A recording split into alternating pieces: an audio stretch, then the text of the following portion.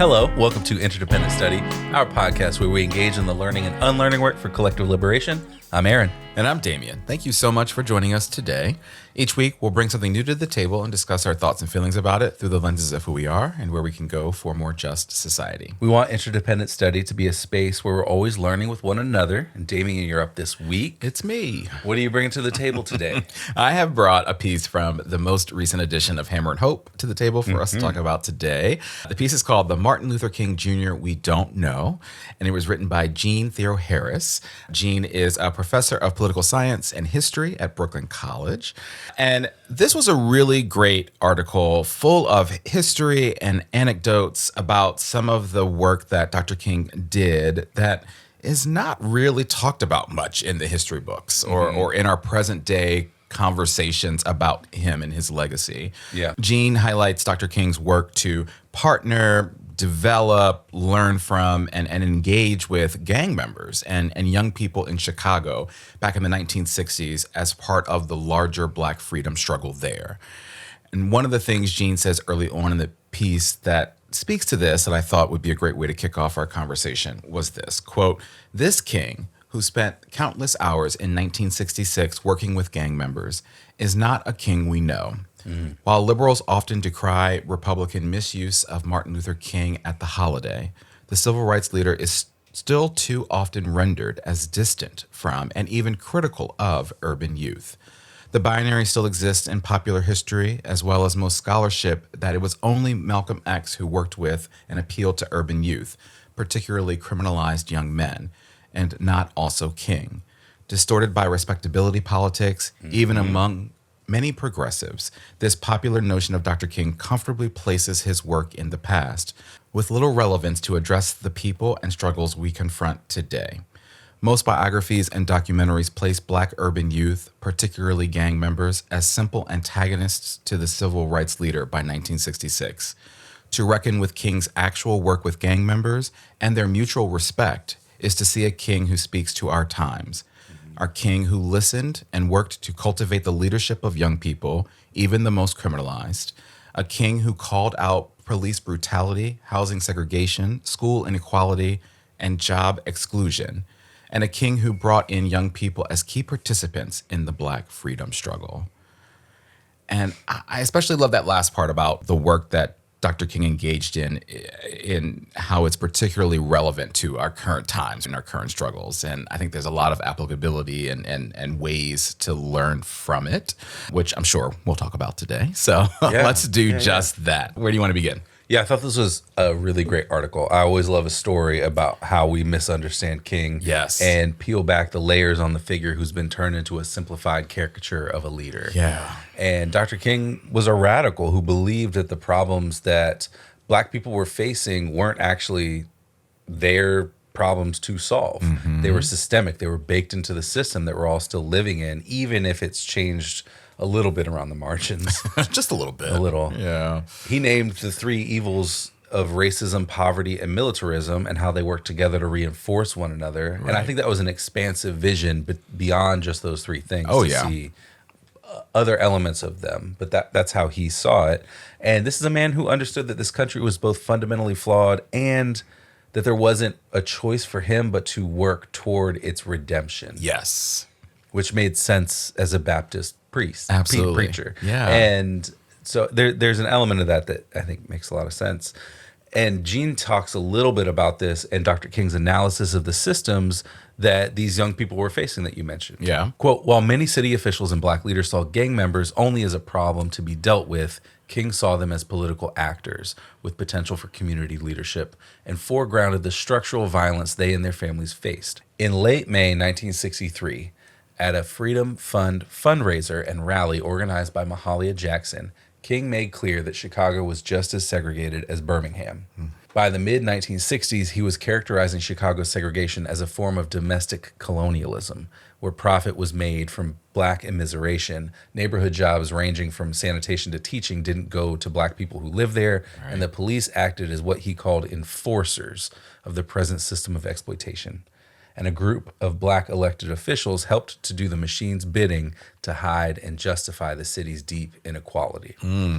And I love that because it's proto-abolitionist thinking. Oh, yeah. He's noting the way that the police are there to enforce exploitation and keep people in line so they aren't able to subvert that or escape it. Yes. And there's also a small critique that's a subtext here of representation politics. Oh, yeah. Yeah. Because he names that there are Black elected officials who are there to do the machine's bidding. Yeah. And so that undermines some of that representation politics that comes out when people say, listen to so-and-so or listen to so-and-so because they have this identity. Right. And if that their identity is just there to continue the current system, Yeah. what are we listening to? We don't want it.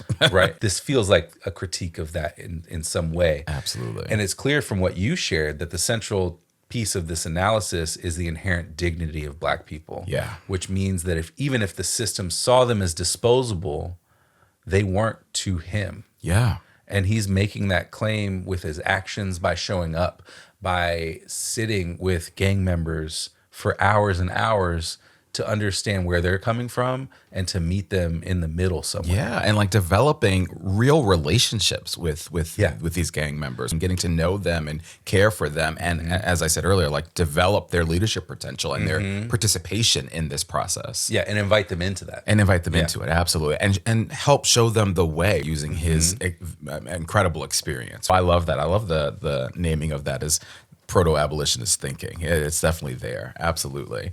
One of the other things that, Jeanne shares and highlights in this piece that I thought was important to name is the incredible organizing and movement work that happened in the early 1960s to challenge the segregation and violence that was rampant in the city of Chicago against marginalized communities. And this history and the movement work that took place, I thought it's just really incredible. So Jeanne shares this, quote, "Chicago had a history of white gangs dating to the end of the 19th century, including the Hamburg Athletic Club and the Reagan's Colts, both of which grew to have enormous political influence in the city. The Hamburg Athletic Club helped ignite Chicago's 1919 race riot, during which 38 people died, including 23 Black people killed by police and white mobs. Richard J. Daley had joined the club as a teenager before the riot and became president in 1924, holding that post for 15 years. He used the leverage and muscle it provided to climb the ranks of Chicago's Democratic machine, becoming mayor in 1955. Faced with the violence of white gangs, the city's relentless segregation, and exclusion from employment, many young Black Chicagoans turned to gangs for protection, community, and participation in the informal economy. The Vice Lords were one of the biggest Black gangs on the West Side, along with the Egyptian Cobras. On the South Side, perhaps the most formidable were the Blackstone Rangers, numbering around 2,000, and the Disciples. As the number of Black and Latino gangs increased and grew more political, they became a police obsession. A robust set of movements in Chicago in the early 1960s had challenged the city's segregated schools, beaches, housing, and jobs.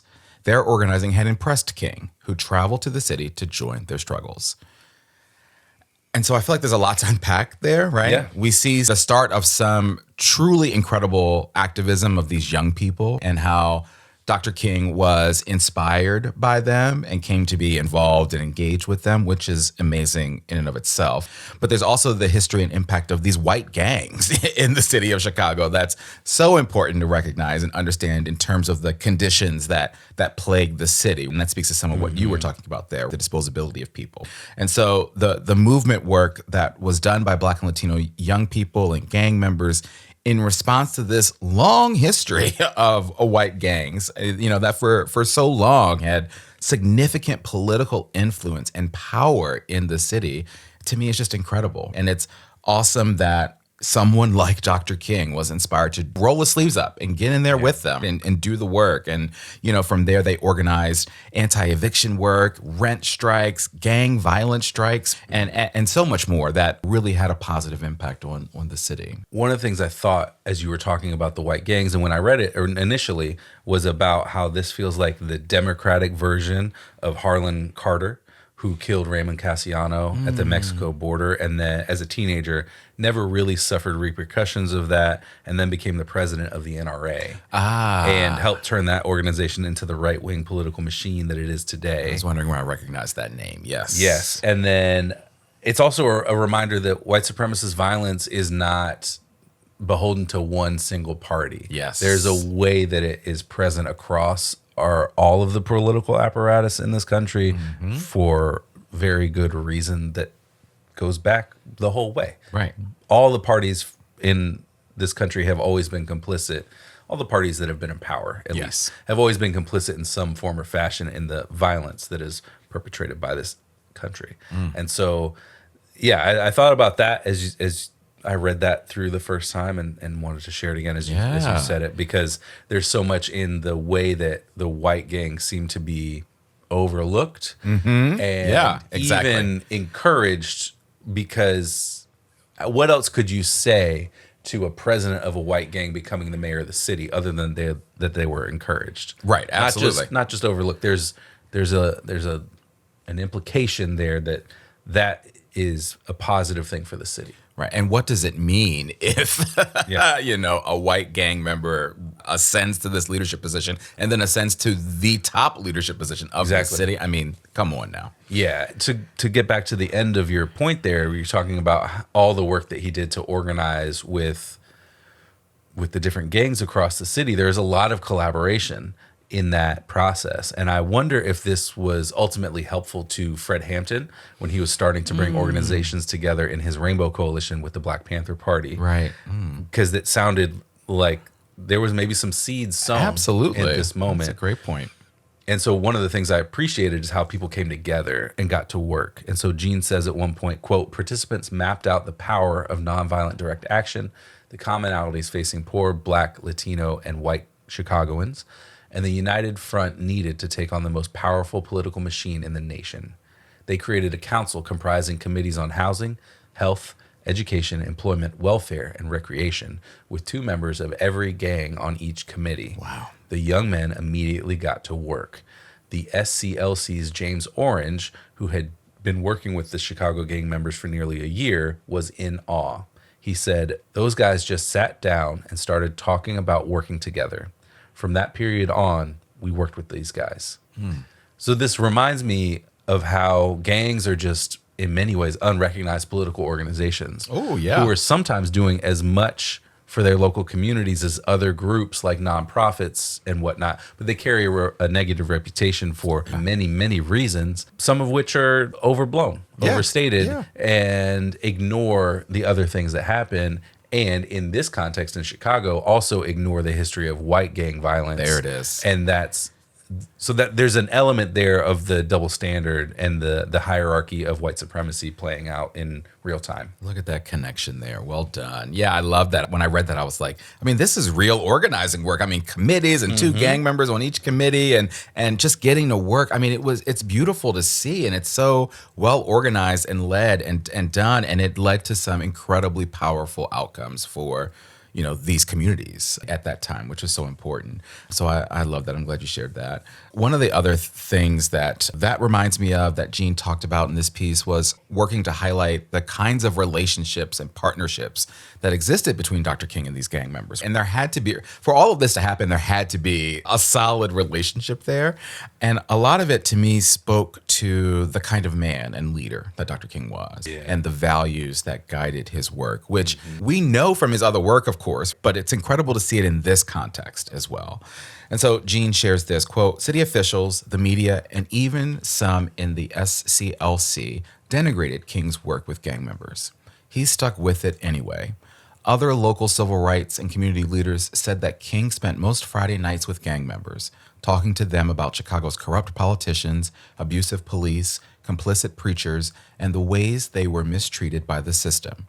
He also negotiated to keep the peace among rival gangs, underlining their potential for leadership. These discussions were not just about nonviolence, but addressed structural racism, political strategy, and the urban political economy of the city.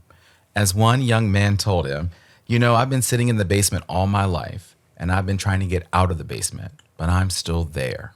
Blackstone Rangers gang leader Jeff Fort emphasized how attentive a listener King was. He didn't leave when they challenged him. Even if they didn't always agree, 2 factors garnered respect from a broad swath of gang members, according to Fort: King's commitment to stand up for all those who were oppressed, and the fact that he stood on it, That is, he displayed both courage and the ability to back it up. A warrior without a gun, Ford called him.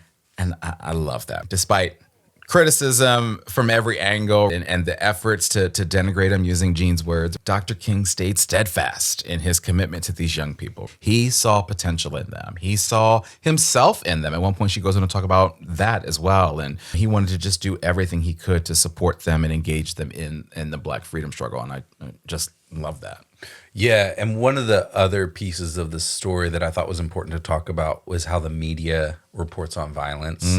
So a little tangent here, but Jeanne's talking about an uprising that occurs in the wake of police targeting and arresting a bunch of people in a Black neighborhood for turning on a fire hydrant on a hot summer day, which is something that happened all of the time without punishment in white neighborhoods. There it is. It was happening that very day in other neighborhoods without any kind of attention. So after folks were arrested and beaten, they were supported by Dr. King, and the response by the city to that response by Dr. King and these all of the people who he's been working with is notable.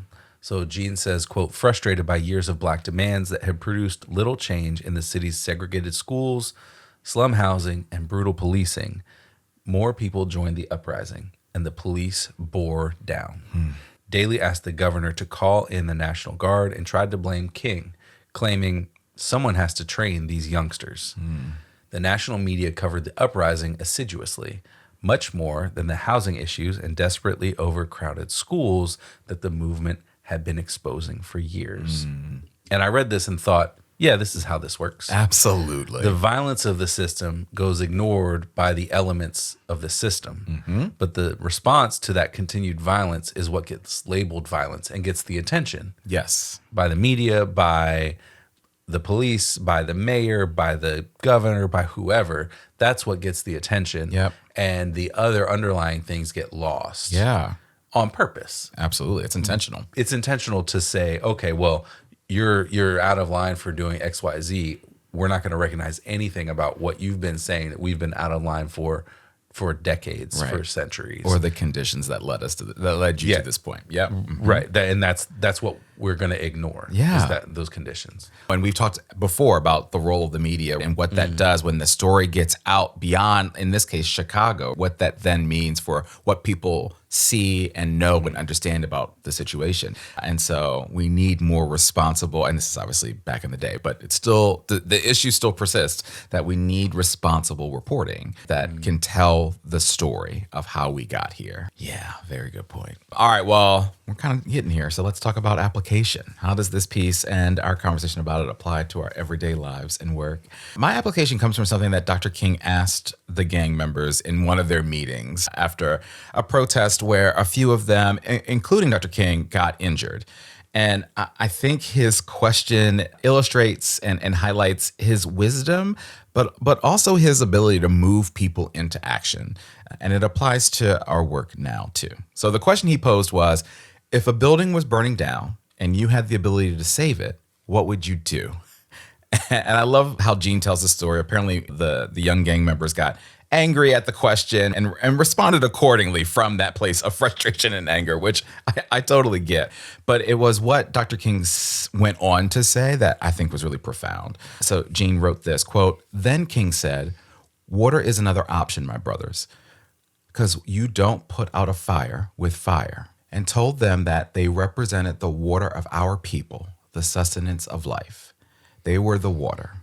It was their power and their willingness to stand up and challenge the inequalities their communities were facing that would make the difference." And I don't know, that may seem like and is certainly a really simple concept to understand, but I think the power behind the idea is what's important. And it applies to all of us who feel compelled to stand up to and resist the fascism, the authoritarianism, the police state, all of the social injustices that we are facing right now. We have to recognize that we have the power, as Dr. King said, to stand up to and to challenge it and to defeat it and to fight for a better world for all of us. So that's my application. Yeah. What about you? Yeah, and I think that the important point of that is that it's an invitation to them. Yes. And it's a way that he's empowering them Yep. to be the water Yep. when they've been told probably most of their lives that they're the fire. Yes, absolutely. And I think that that's a powerful part of that story too, that is, I think, illustrates how much he did care for everybody and nobody was disposable to him. Yeah. Well, and I love that idea too. You say inviting them in, but it's also inviting them into that paradigm shift and way of thinking.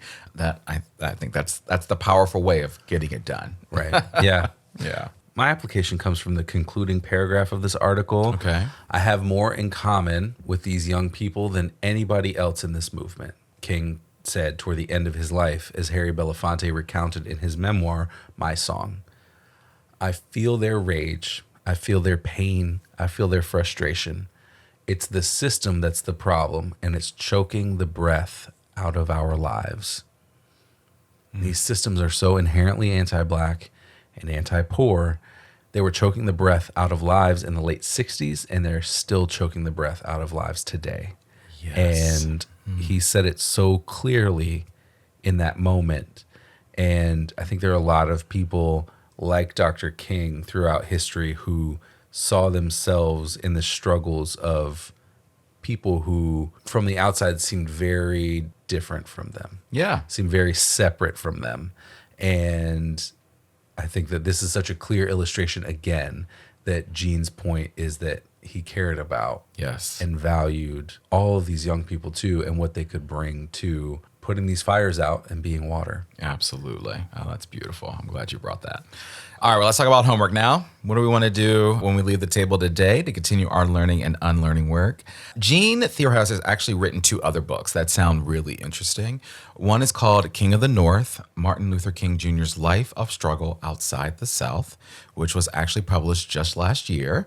And the other is called The Rebellious Life of Mrs. Rosa Parks, which is way back from 2013. But I still thought it would be really cool to check both of those out because, again, they sound really interesting. Yeah. What about you? Yeah, those books sound great. Add them to the list. Okay. There is an article reference here called The Drive to End Slums, which was written by Dr. King. Yeah. And this is where he makes the argument that I mentioned earlier about domestic colonialism. And so it would be great to read that and see what that analysis looked like in the full context. Absolutely. And maybe make some more connections to what abolitionist thinking looks like today and continue to see the parallels in that, what I call the proto-abolitionist kind of analysis that I was reading in between the lines in the subtext of what he was arguing about that Jeanne was quoting here. Yeah, absolutely. That sounds great. Bring that to the table, my friend. All right, well, that's our conversation about this great piece. Definitely check it out. It was just incredible to learn more about this side and this work of Dr. King. So thank you to Jeanne for that. Aaron, you're up next time. What are you bringing to the table in our next episode? I am bringing an article from Inquest series on carceral AI that we started a few weeks ago. Yeah. This one's called Pre-Crime is No Longer Science Fiction by Sarah Fatala. And the tagline for this article is, quote, biometric technologies are increasingly using facial expressions, eye movements, voice patterns, and more to predict whether someone has or will commit a crime. Which sounds like a great way for us to continue to expand our understanding of how this technology is being used based on that article that we read by Dasha Press a couple weeks back. Yes. It started the series of carceral AI and Inquest. She references several of these kinds of technologies. Right. And we talked about those on that episode, but this will be a way for us to understand a little bit more about how that stuff is actually working and see the Minority Report of it all. Oh, wow. Buried in the system. What a reference there. Yeah. Maybe I think it'll give us an opportunity to dig a little deeper into some of this technology, which sounds fascinating. Absolutely. Yeah. Very good. Well, thanks for bringing us back to this series. I'm super excited about that. All right, folks, with that, we want to thank you for joining us today. You know what we want you to do here, but in case you forgot, please follow, leave a rating and review, share our podcast with the people in your life, follow us on social media, including Instagram, TikTok, and Blue Sky. Check us out on YouTube and sign up and join us on Patreon to get notified about any new things we've got going on behind the scenes. Yes, thank you for listening. And remember, it's not about us, but it is about all of us. And we'll talk to you next week.